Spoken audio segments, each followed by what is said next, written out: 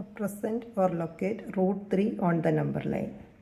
For that, first we have to draw a number line, and we can take any unit as the measurement to represent the digits on the number line. Here I am taking 1 inch at 1 unit. So, not the centimeter, taking the other side of the scale and marking 1 inch as the 1 unit. In the same way. So, 0, 1, 2, 3, etc. On the left side, minus 1, minus 2, etc. And then to represent root 3 on the number line, first we have to represent root 2 on the number line. For that, already we know that root 2 to represent, we are taking O till from 0 to 1 or OA as 1 unit. This as 1 unit. And the same way we have to draw the perpendicular to the from A to this line. That means you can take it here, that is 90 degree. When you are joining these 2 points, we will get the perpendicular line, and that on that perpendicular line, the same way 1 unit you have to mark it.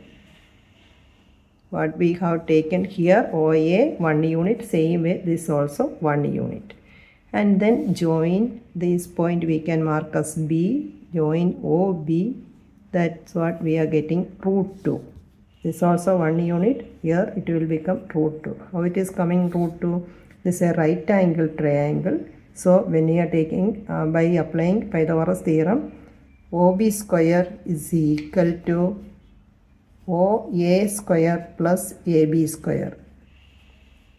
Base square, hypotenuse square is equal to base square plus altitude square. Here base is 1 unit, altitude also 1 unit. So it will become 1 square plus 1 square. That means 1 plus 1 is equal to 2. OB square is 2, and therefore OB is equal to root 2. This is what we are getting, OB as root 2. To represent this root 2 on the number line, we have to take OB as the radius and O as the center. When you are marking that on the number line, we will get that as root 2. This point we can mark P, that is root 2. But now we need root 3. To represent root 3 on the number line from root 2, we have to root 2 as the baseline and B as the center. We have to mark 90 degree and then perpendicular line. Joining the perpendicular line, and again there also the same way 1 unit you have to take. Till here. Now this is 1 unit that we can represent as C, that point. When you are joining OC, we are getting that as root 3. For that, how we are getting that again? This is 90 degree. So OBC is a right angle triangle. When you are taking this triangle OBC, this is the base is root 2, BC altitude is 1 unit. So OC square is equal to OB square plus BC square. OB square is root 2. So we can write root 2 square plus BC means just 1 unit. So that is 1 square. When you are taking, this will come root 2 square, root 2 into root 2, 2 plus 1 is equal to 3.